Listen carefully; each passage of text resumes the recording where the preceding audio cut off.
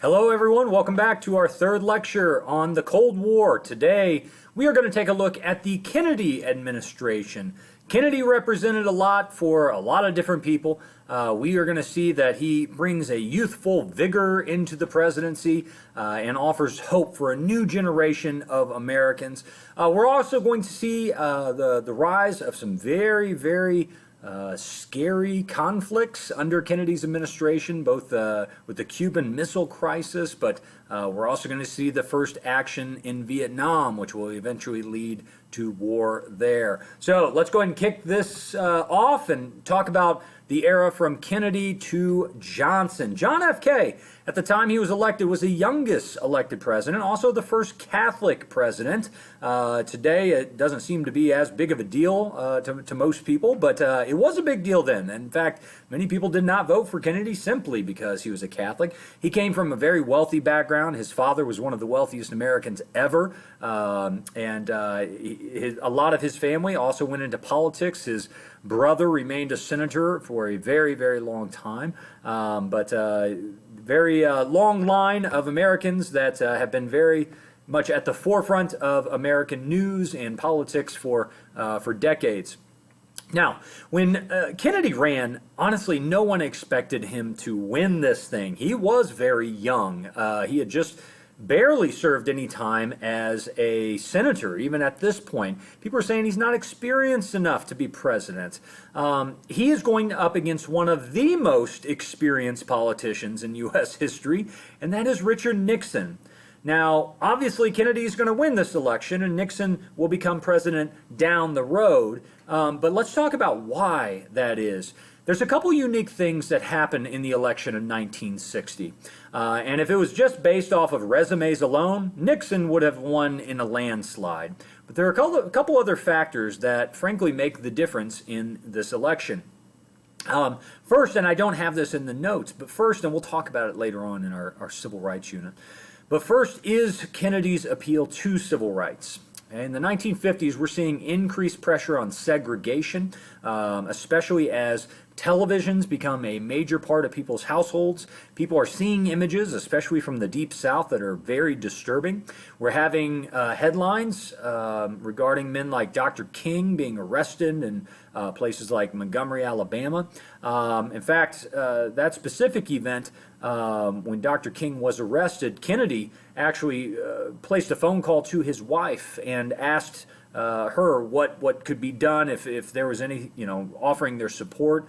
For many African Americans that heard about Kennedy reaching out to the King family, that was a tremendous reason to vote for Kennedy, because here you had a man who maybe wouldn't push civil rights as far as he could have, but definitely is getting the ball rolling in terms of civil rights legislation, and we're going to see a lot of that later on. But the bigger and more immediate impact was the television. This would be the very first televised debate in U.S. history. Now, today we often have multiple debates, and they're still a very big deal. But most Americans are going to tune into this one. And frankly, you had Nixon. It's all about appearances, right? Even today, it's all about appearances. But back then, the way these two men went about this televised debate were complete opposite. Look at that picture in the bottom left. You got Kennedy on the left, the moderator in the middle, and Nixon on the right. Just even looking at their body language. Kennedy is cool, he is calm, and that is the way he answered the questions. I mean, he knew his stuff, and Americans, for the first time saw this candidate and what he had to say, and they recognized, hey, this is a very smart, intelligent guy that, obviously knows what he's talking about, is very impassioned, and, a lot of people gave him support because of this debate. On the opposite end of that spectrum, you had Richard Nixon, who, by the way, being the manly man that he was, actually refused to wear makeup going on stage. Now, today we all know that, makeup is a big part of, making sure the lights don't, affect the face differently. So, but Nixon didn't want any makeup on national television, and so it really bleached out his appearance. You can kind of see it on the picture in the lower right-hand corner.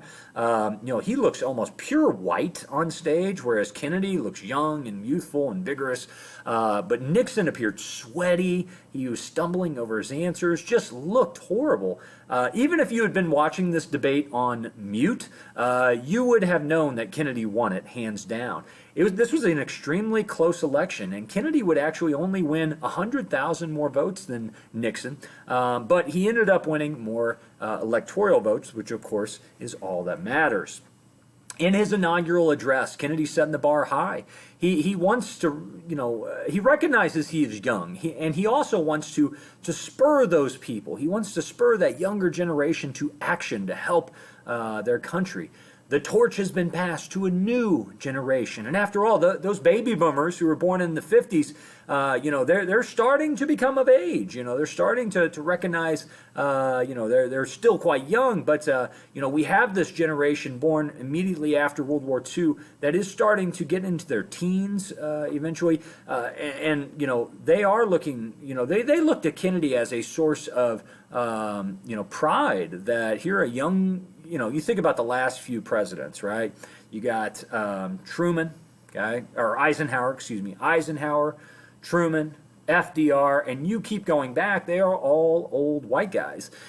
JFK is a young white guy, but just that youthful vigor, it really did mean a lot for people. And he gives one of the most memorable inaugural speeches in our country's history. Ask not what your country can do for you, ask what you can do for your country. And he would go on to put in a number of great programs, including the Peace Corps, which some of my closest friends have engaged in, and where you actually get assigned out to a country in the world and go help build hospitals and schools for people, and just a wonderful program. So ask not what your country can do for you, ask what you can do for your country. Now, another issue we haven't discussed yet, but is going to really come to the forefront under Kennedy's administration, is space, okay? He is wanting to get started on this, what will eventually be called the space race. Now, he calls it the new frontier, right? The old frontier, the Wild West, it's over, right? Now, that new frontier is space and the exploration, but also maybe some military reasons as well. After all, imagine if the Soviets get a leg up on us in terms of space. Lord knows what they could put above our country. Maybe a nuclear bomb could be, dropped from space. So there's a fear associated with this as well. It's not just about scientific exploration. It's about stopping the Soviets. On October 4th, 1957, the Soviets will launch the very first artificial unmanned satellite into space. It is a very rudimentary device that just kind of is broadcasting back location and kind of a signal. But it's the first one, and you could actually see Sputnik in the air. I mean, Americans were going out, walking out of their front door at night, and you could actually see Sputnik going above your house, and knowing that's a Russian satellite. That terrifies people. It's amazing a scientific endeavor like this. But it frankly also begs the question as to how did the Soviets beat us? We kind of have this superiority complex that America is the best in science, America is the best in education, at least at this time we did.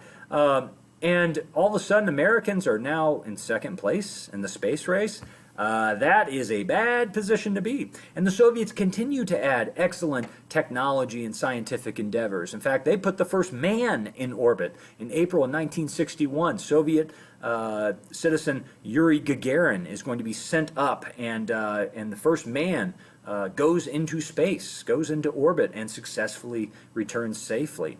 By May, 1 month later, May promises to send a man to the moon before the decade has come to an end. That is a lofty goal, considering America has not successfully even gotten a rocket off of the ground at this point. We are in bad shape, and frankly, those in NASA that hear Kennedy's promise are kind of looking at each other thinking, did he just say what I think he said? This is a big, lofty goal, but this is where you kind of get that that phrase moonshot. Kennedy's taken a moonshot. He understands that this is not something that is going to be easy. He understands this will be difficult. Listen to this quote by him in 1961. I love this. No nation which expects to be the leader of other nations can expect to stay behind in this race for space. We choose to go to the moon in this decade and do the other things not because they are easy, but because they are hard. He's challenging us. He's challenging America to do better, to be better, to reach quite literally for the moon. And we do it. 1969, Apollo 11, and sadly this was after Kennedy was killed. He never got to see it. But Apollo 11 lands on the moon. Neil Armstrong becomes the very first man to walk on the moon's surface. It's one small step for man, one giant leap for mankind. Today we've all grown up in a world where this always has been, right? We've always known that men walked on the moon, that this had happened. But imagine being that first person. Imagine being a young boy or girl watching this live on television occur, and just it's a time of dreamers. I mean, this is great. It's amazing stuff happening during this period. But return to reality here. Geopolitics is a very real thing. And frankly, there is an increasing threat 90 miles south of our border in the nation of Cuba. Now, Cuba has been independent ever since we granted their independence after the Spanish-American War. But Cuba has fallen under communist control. There was a revolution led by Fidel Castro and Che Guevara that overtook the island of Cuba. It was a socialist revolution that eventually did install a communist regime. Now, Cuba lies 90 miles south of basically Miami, about kind of south of Key West, the Florida tip there. 90 miles, that's not much. To have a communist nation quite literally knocking on our door, that is something that terrified the U.S. government. Now, Eisenhower, we had talked about how a lot of Eisenhower's foreign policy revolved around covert action. Not big military maneuvers, not big, we're not taking the army into wherever, but covert, things behind the scenes, in the shadows, destroying governments, assassinating leaders. He had developed a plot that will be put into place by Kennedy and ultimately becomes known as the Bay of Pigs. And the plot went like this. The Central Intelligence Agency had trained a number of Cuban immigrants that had come to the United States, had trained them, many of them were ex-military, but had trained them in fighting. And the idea was that, first of all, the U.S. would lay down aerial support. We would bomb basically some defensive areas of Cuba first. But then these expats from Cuba would basically have an amphibious assault. They would land in this area of Cuba, and they would lead a revolution. They would lead a revolt to overthrow Castro. Didn't work like this. Oh, I'm sorry. I thought there was another slide. There's not. It did not work like that. Kennedy got kind of wet feet at the last minute and withheld the aerial support. And frankly, when these men landed from the boats, they were attacked immediately, and they were all slaughtered. It was a horrible, horrible moment. Not only had the U.S. been caught red-handed trying to lead a revolution against this country, if anything, it strengthened Fidel Castro's hold on Cuba. In fact, Che Guevara even sent Kennedy a letter thanking him for the Bay of Pigs because he said, before the revolution was weak, but now it is very strong. You've convinced the Cuban people of our necessity. So the Bay of Pigs, a tremendous failure for Kennedy, and he learned a lot of lessons from that, but sadly many, both Americans and Cubans, lost their life in that event. The closest that we would ever come to nuclear warfare would be the Cuban Missile Crisis. So now that Castro is in power, we've tried to overthrow him and failed, things are going to get quite tense. Now, what ends up happening is that the Soviet Union, which of course is a major ally of Cuba, the Soviet Union, we realize, has basically launched a ship that is carrying nuclear bombs on board. Now, what has alerted us is that we have sent spy planes over Cuba, and it looks like they are building missile silos. Now, these missile silos can hold Soviet bombs and could be launched and could even destroy as far away as the Pacific Northwest. But, of course, most likely targets would be Washington, D.C. or other major cities even closer than that. So Kennedy has a major problem here. We know that the Cubans are building these silos. We see the boats in the water heading from the Soviet Union. We have to stop those boats loaded with nuclear weapons from reaching Cuba. The first thing Kennedy does is form a blockade. We send the U.S. Navy down around Cuba. Those ships are not getting in one way or another. But every single day, those ships are heading closer and closer towards Cuba's shores. If those ships cross our lines, we have been ordered to fire upon them. If we fire on a Soviet ship in international waters, you can imagine the rest of the story. Now, this blockade goes into effect, and the Soviet Union inches closer and closer. Ultimately, 13 days will go by, almost 2 full weeks, in which every day it's like a ticking clock down to doomsday as these ships get closer and closer towards one another. We're calling Moscow, they're calling DC, we're trying to figure out a plan. You got to turn these ships around. And at the same time, the Soviet Union is saying, you need to get those missiles out of Turkey. Okay? One thing I'll ask of you during this unit is to put yourselves in their perspective, okay? To empathize a little bit and to understand exactly what their vantage point was. Because they were right. We had similar powered missiles already located in our ally nation of Turkey, which just happens to be about the same distance to Moscow as Cuba is from Washington, D.C. We reach an agreement. The agreement is this, that they will turn the ships around, okay? That we promise not to invade Cuba, and that we will also get rid of the missiles in Turkey. Now that sounds as if we've lost, but we haven't. Okay? In fact, there were already plans in place to remove those missiles in Turkey. We had developed some newer technology with longer range missile capability. The Soviets didn't know that, and so we just instituted our part of the plan a little early. And in fact, Khrushchev, who is the leader of the Soviet Union at this time, it quickly is realized that Khrushchev has lost this crisis, that he went toe-to-toe with the United States and he blinked by giving in. They had every right in the world, according to the Soviet Union, to arm their ally. And Khrushchev, as seen as at least in the Soviet Union, he is seen as the loser of this crisis and frankly will be forced out of office within the next few months. Now there are some major flashpoints that are occurring. Right? The next one is Berlin. We've talked about the crisis in Berlin with the Berlin airlift, the Berlin blockade. But in 1961, another crisis is forming on the Soviet side. And that is by 1961, over 3.5 million East Germans have fled into the West, are escaping communism through West Berlin. They knew they could go into West Berlin and they could fly out to the West and escape their communist oppressors. Almost 20% of the entire population had already done this. The Soviets have to do something to stop people from leaving the Eastern sphere. So what they decide to do is basically overnight put up a wall. The Berlin Wall will be built in 1961, and this wall is not to keep people out, but to keep people in. There are various checkpoints set up, often known, the most famous being Checkpoint Charlie. And those checkpoints, those walls that is formed around Berlin, quite literally dividing the city and quite literally going up overnight. In fact, some families would be divided, even if they lived a block away from each other. They would be divided for roughly the next 30, almost 40 years, and not being able to see one another. A terrible, terrible symbol of tyranny, but a very real world symbol of tyranny.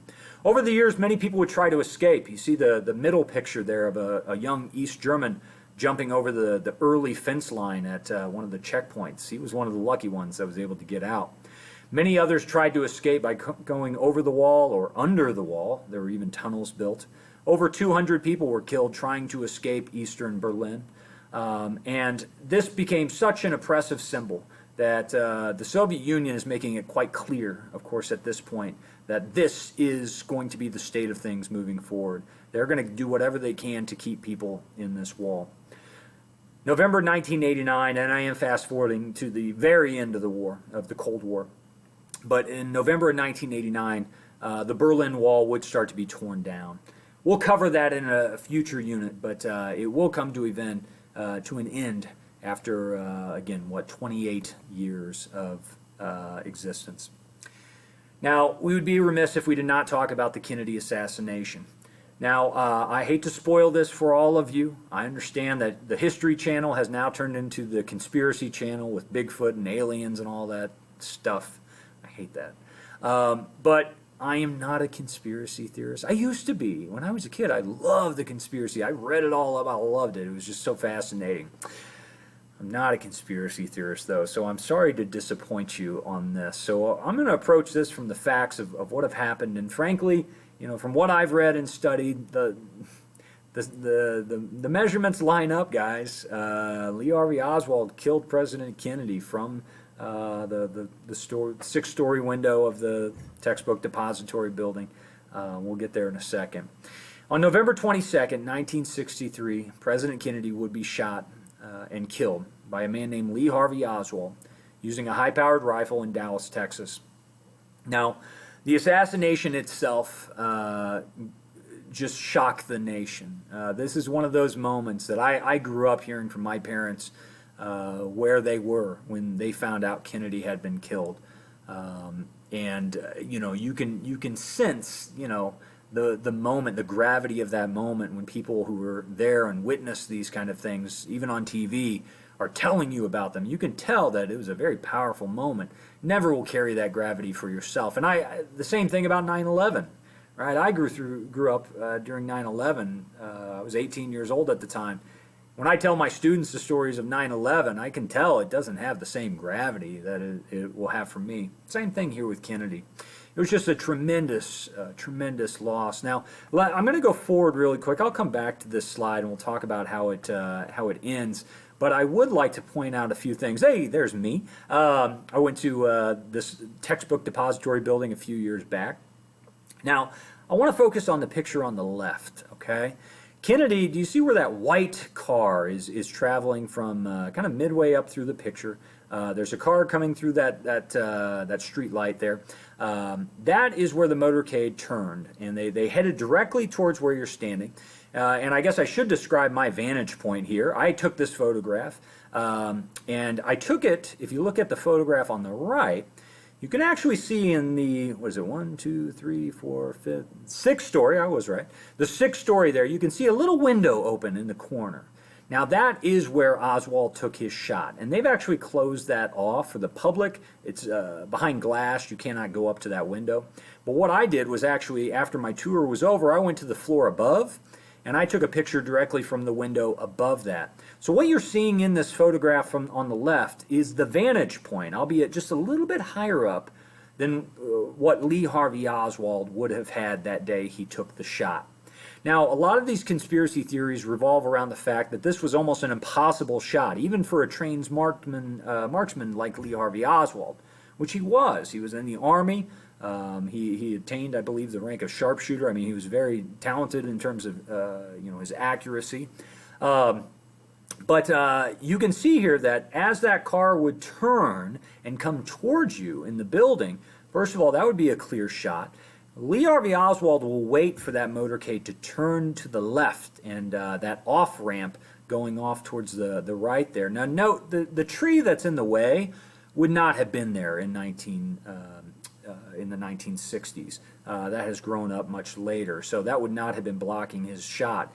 This is not an impossible shot, a difficult one for sure, but the fact is that you can see here on the picture on the right, if you're standing at that X where the fatal shot occurred, you can see there would be a clear line of sight, especially if that tree hadn't grown yet. So right away, you know, this conspiracy theory that it's an impossible shot, not necessarily the case. A difficult one, yes, but not impossible. Now let's talk a little bit about Lee Harvey Oswald, because Lee Harvey Oswald is an interesting character and a very mysterious figure. He does fight he joins the Army. Afterwards, and by the way, from the very time he was a child, his family knew, like, he wanted to be famous. He always wanted to be famous, and he let everyone know. But he was very much a loner, and he was very strange, going to the point where he would do anything for attention. In fact, at one point, after he gets out of the Army, he actually moves to the Soviet Union. who does that at this time? What kind of American gets up and moves to the Soviet Union? In fact, they thought he was a spy. In fact, the Soviets would tail him for months, and then they just realized he was kind of a weirdo. Eventually, he will come back. Lee Harvey Oswald will purchase the rifle that you see in that middle picture using a news order or a magazine order catalog. That is the rifle that will be used and is found in the textbook depository building to kill President Kennedy. Now, the day of the attack, Lee Harvey Oswald, who worked in that building, when the assassination had occurred, he had shown up for work that day. After the killing, though, there was chaos for the next few minutes, but eventually they're going to lock the local buildings down, and when they take roll, there's only one worker missing from the textbook depository building, and that is Lee Harvey Oswald. Turns out he has fled on foot. He has gotten in a car, and he is driving at high speeds away from the scene of the crime. Now, one detail that often gets left out is that Lee Harvey Oswald is pulled over by a policeman. Now, this policeman has no idea he's just pulled over the assassin of John F. Kennedy. And as he walks up to the car, Lee Harvey Oswald pulls out a pistol and fires and kills the policeman. Not exactly the actions of an innocent man or one that was set up. Lee Harvey Oswald will escape that scene, and in fact, he will huddle down in a local movie theater, trying to hide out there until things cool down. Eventually, the police track him specifically for the killing of the police officer. They track him to the movie theater, not knowing that they have the other assassin, in custody here. But Lee Harvey Oswald is taken into custody. He is arrested. It's not until later that they connect the dots and realize that this is the man missing from the textbook depository building where the rifle has been found, including spent shell casings.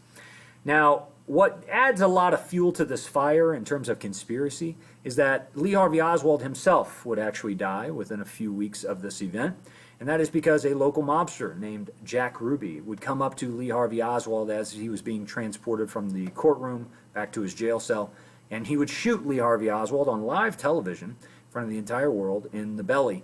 Lee Harvey Oswald never had a chance to testify in court. We don't know fully what he knew, and frankly, it shrouded this in mystery that perhaps Ruby was covering up for someone that had hired Lee Harvey Oswald.